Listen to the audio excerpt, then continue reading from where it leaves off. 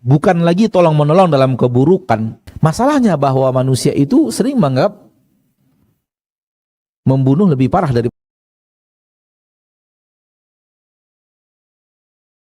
Assalamualaikum warahmatullahi wabarakatuh, Ustaz. Waalaikumsalam warahmatullahi. Ustaz, apakah ketika kita telah selesai mengerjakan sholat witir di dalam tarawih, Ustaz, apakah kita boleh mengerjakan sholat witir kembali di dalam tahajud di satu malam yang sama? Syukran, Ustaz. Tidak boleh. Tidak boleh dua witir dalam satu malam. Tidak boleh. Kalau antum setelah selesai di masjid, sholat berjamaah tarawih, kemudian ditutup dengan witir, mau sholat tahajud lagi malamnya ketika bangun sebelum sahur, pendapat yang paling kuat insya Allah boleh. Pendapat yang paling kuat insya Allah boleh, namun witir lagi nggak boleh. Karena ada larangan khusus dari Nabi kita tercinta untuk menjadikan witir 2 kali dalam satu malam. Kalau ingin menambah sholat malamnya yang bukan witir, karena sholat malam setelah witir boleh. Sholat malam setelah witir boleh. Antum sholat di hari-hari biasa, bukan Ramadan saja. Antum sudah sholat witir setelah Isya, kemudian bangun di malam hari, atau antum witir sebelum tidur, bangun di malam hari ingin tahajud, silakan.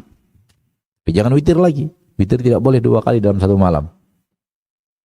Ditambah di bulan Ramadan, antum sudah tahajud dan tarawih, tambah tutup dengan witir. Setelah itu mau bangun malam, mau tahajud lagi, silahkan. Karena khilaf juga, namun pendapat yang lebih kuat insya Allah boleh lebih daripada 11 rakaat, sebagaimana yang sudah kita bahas juga di dalam beberapa kali pertanyaan seputar itu, namun tidak boleh 2 kali witir. Baik. Syukran, Ustaz. Kita lanjut ke pertanyaan berikutnya, masih dari jamaah kita. Assalamualaikum, Ustaz. Waalaikumsalam. Ustaz, apakah seorang muslim itu boleh menolong pekerjaan orang yang non-muslim dalam rangka untuk menyamankan ibadah orang yang non-muslim tersebut? Seperti Ustaz memasang karpet di gereja, dan apakah ini termasuk tolong-menolong dalam keburukan? Jazakallahu khairan, Ustaz. Kalau tolong menolong di dalam kesyirikan, bukan lagi tolong menolong dalam keburukan, lalu apalagi yang buruk?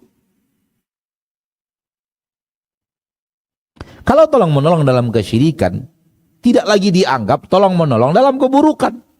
Lalu apa yang dianggap tolong menolong dalam keburukan? Ayolah. Karpet yang Anda pasang itu digunakan untuk apa? Untuk berbuat syirik.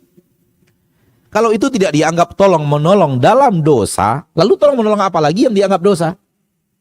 Kalau puncaknya dosa, tidak dianggap tolong menolong dalam dosa.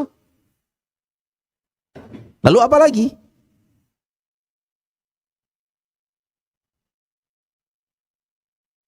Kalau ban mobilnya bocor, kempes, lalu antum tolong, nggak ada masalah.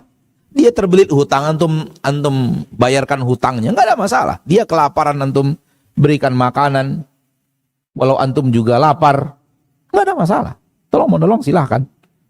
Muamalah duniawi silahkan. Dosa nggak boleh. Tolong menolong dalam dosa nggak boleh. Oleh karena itu, kalau memudahkan orang untuk berbuat syirik tidak dianggap tolong menolong di dalam dosa, lalu dosa apalah?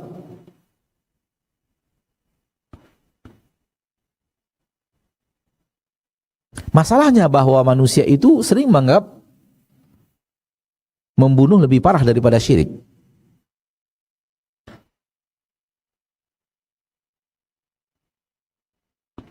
Sehingga ketika tolong menolong dalam syirik, ya tak sama dengan tolong menolong dalam membunuh. Kalau antum berikan kepadanya pisau untuk menyembelih orang, oh iya, ini tolong menolong dalam dosa. Lebih parah tolong menolong dalam syirik malah daripada itu. Wallahu a'lam. Baik, barakallahu fiik, Ustaz. Kita lanjutkan ke pertanyaan berikutnya, masih dari jemaah kita. Assalamualaikum, Ustaz. Waalaikumsalam.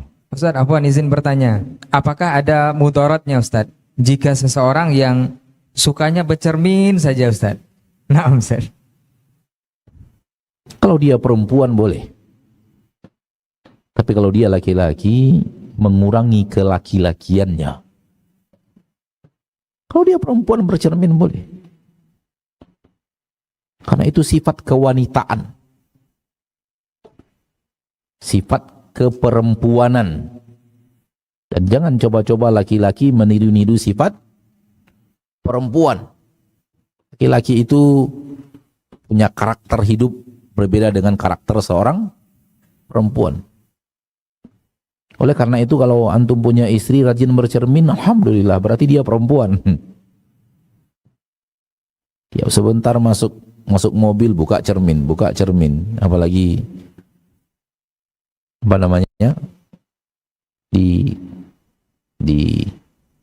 pembatas matahari itu apa namanya itu? Yang bisa diturunin itu apa namanya itu? Nggak tahu apa namanya. Di mobil apabila kita duduk kan itu bisa diturunin kalau ada matahari, cahaya matahari bisa diturunin. Itu biasanya di sebagian mobil ada kacanya kan? Cerminnya. Di baliknya itu. Nah, kalau antum punya istri suka nurunin itu lalu memperbaiki jilbabnya, memperbaiki sesuatu, nggak ada masalah.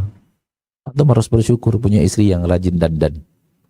Lihat keadaan itu perempuan, itu nggak apa-apa. Tapi kalau anak laki-laki larang, itu bukan sifat lelaki. Nah, baik, barakallahu fiik, jazakallahu khairan untuk jawabannya. Semoga yang bertanya bisa paham. Kita lanjut pertanyaan terakhir dari jemaah. nah, Tapi bukan pertanyaan terakhir, Ustaz. Nih dari pemirsa masih ada, Ustaz. oh baik. Baik. Assalamualaikum warahmatullahi wabarakatuh, Ustaz. Ustaz, apakah muntah dengan tidak sengaja itu membatalkan puasa? Tidak. Muntah dengan tidak sengaja tidak membatalkan puasa. Nah, baik, ini pertanyaan terakhir dari pemirsa sepertinya, Ustaz. Assalamualaikum warahmatullahi wabarakatuh, Ustaz. waalaikumsalam. Dari hamba Allah di Sumatera Barat, Ustaz. Ustaz, Ana dulu pernah mengaji di sebuah surau di kampung Ana. Ada 3 konsep pelajaran di sana, Ustaz. Yang namanya takhalli, tahalli, dan tajalli. Apakah konsep seperti ini dibenarkan, Ustaz? Masing-masing artinya, takhalli membersihkan diri dari sifat tercela, tahalli mengisi dengan sifat-sifat terpuji, dan tajalli itu mengalami penghayatan rasa keallahan, Ustaz. Nah, Ustaz. Soal nama, istilah tidak bisa diketahui sampai isinya apa. Sampai isinya apa? Karena ini adalah istilah yang dibuat. Ya. Ini adalah istilah yang dibuat oleh manusia. Ada takhliyah, takalli. Ada tahliyah, mengisi. Tahalli bil akhlaq, mengisi badan dengan akhlak yang mulia. Lalu tajliyah, tajalli, segalanya menjadi terang. Ini adalah istilah yang dibuat oleh manusia. Kalimat-kalimat istilah dalam, namun apa isinya? Isinya itu yang perlu. Terutama di dalam yang terakhir, tajalli. Apa yang dimaksud dengan tajalli? Soal tahalli tadi dalam apa yang ditanyakan sepertinya hal yang secara garis besar lepas dari yang buruk mengisi dengan yang baik. Namun tajalli ini apa? Apakah hasilnya akan seperti apa? Ini butuh isi apa yang dipelajari, dari situ baru ada hukum. Bagi orang yang tidak tahu apa isinya, hanya sekedar mendengarkan, nggak boleh berbicara. Tidak boleh berbicara hukum sampai dia tahu apa sebenarnya yang sedang dipelajari, apa materi yang sedang dipelajari. Ya. Apa isi pelajaran itu? Apa yang dimaksud dengan takhalli? Apa yang dimaksud dengan tahalli? Apa yang dimaksud dengan tajalli? Kemana arahnya? Maka setelah tahu isinya, baru kita bisa bicara hukumnya. Namun Anda tidak pernah tahu apa yang sedang dibahas di sana. Antum yang tahu apa yang dibahas, Karena ana tidak tahu, maka ana tidak boleh bicara. Secara bahasa Arab, itu adalah kalimat mengosongkan diri dari yang buruk-buruk. Oke? Itulah namanya takhalli. Diisi dengan yang baik. Mengisi, itu disebut dengan tahalli.